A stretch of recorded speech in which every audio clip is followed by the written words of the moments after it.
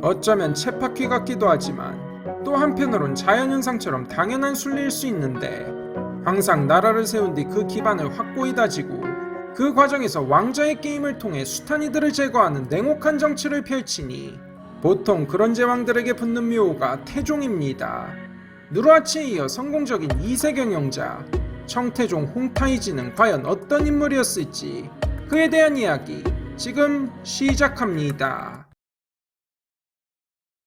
홍타이즈는 특이하게도 임진왜란이 터진 1592년에 누르하치의 아들 16명 가운데 8번째 아들로 태어났는데, 모친 예언나라 멍구제제는 일찍 세상을 뜨지만 어린 시절 누르하치와는 달리 아버지의 총애를 한몸에 받으며 학문과 무예를 익히고 사르우 전투에 큰 공을 세우며 4대 버일러의 한 사람으로 두각을 나타냅니다.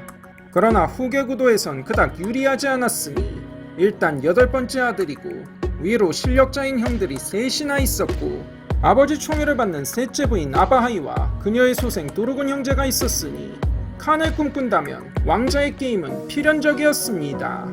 그런데 다행이라고 해야 할지 큰형 취연은 포악한 성격으로 주변과 마찰을 일으키다 숙청당하고, 다이샤는 아버지 후궁과의 스캔들로 후계에서 배제됩니다.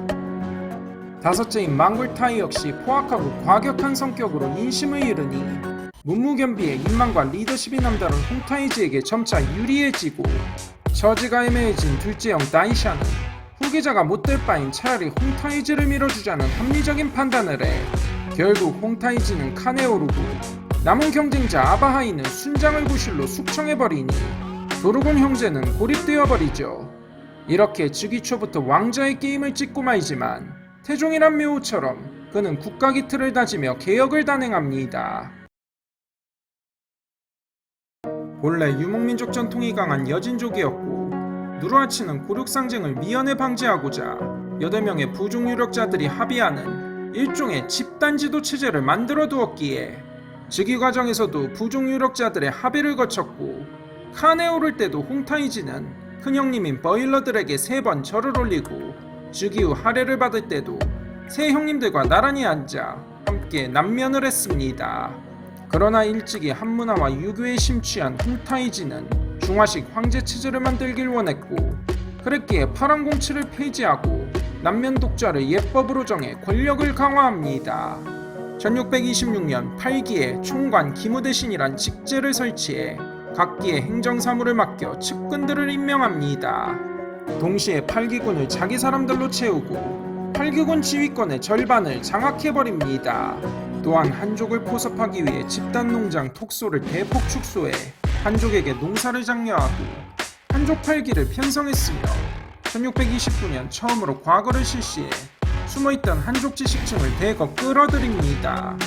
대표적인 이가 법문정으로 그의 아이디어로 각종 제도를 정비하기 시작해 1631년 육부를 설치하고 1636년엔 비서실 겸 자문기관 내사원을 설치해 그야말로 중화왕조 체제를 갖춥니다.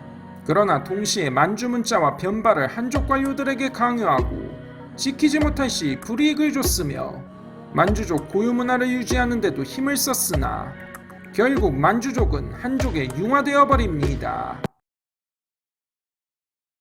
그러나 이러한 개혁들을 단행했음에도 불구하고 여전히 명나라는 강력했으며 주변의 몽골, 조선 등 이웃나라 등과 맞붙어 있는 데다 다들 그리 우호적인 이웃이 아니었으며 무엇보다 경제는 여전히 그닥이었습니다. 에서 홍타이지는 전쟁이란 카드를 꺼내들게 되는데 유감스럽게도 조선도 여기에 휘말리게 됩니다. 만주 자체가 그닥 비옥한 땅은 아니었고 명나라와 무역이 끊기며 생필품 지급이 힘들어지자 그는 전쟁이라 쓰고 약탈이라 읽는 군사작전을 행합니다. 즉위하고 얼마 뒤인 1627년 조선을 침공하는 정묘호란을 일으키는데 그의 주 목적은 조선과 명의 협공을 막고 약탈을 통해 경제적 이득을 취하겠다는 계산이었습니다. 그리고 그 뒤에 이어 병자호란이 터지죠. 또한 명나라에 대한 군사작전 역시 마찬가지로 국경이고 사내관이고 나발이고 내몽골을 우회해 최대한 털어먹기를 목적으로 해 1629년 원숭안이 숙청당한 계기가 된 기사전역도 바로 그런 일환이었습니다. 이 군사작전은 여러 차례 계속되는데 경제적 이득은 물론이고 베이징을 뺀 하북 산둥 일대가 초토화되어 명나라를 쇠퇴하게 만들고 농민 반란이 일어나는 계기가 됩니다. 몽골에 대한 침공 목적은 조금 이색적이었으니 산해간 바이패스를 위한 통로를 확보하고 군사력 확보가 주 목적으로 몽골 부족을 복속시켜 몽골 팔기로 편입시키고 정략교련 등 유대 정책을 병행합니다. 1634년 내몽골의 강자 링당칸을 격파하고 내몽골을 수중에 넣은 뒤 뜻하지 않은 아이템을 득템하게 되는데 바로 대원제국의 옥새였습니다. 이를 계기로 1636년 황제의 즉위 국호를 청나라로 바꿉니다. 1636년 즉위하고 얼마 뒤 병자호란을 일으켜 인조의 항복을 받고 1642년엔 송금전투에서 명의 주력을 괴멸시키고 홍승주를 잡는 등 계속된 전쟁에서 승승장구합니다. 명나라 털어먹기 작전도 계속 성과를 거두니 거듭된 침공으로 하북은 초토화되고 백성들의 삶은 더욱 공공해져 명나라는 안에서부터 무너지기 시작합니다.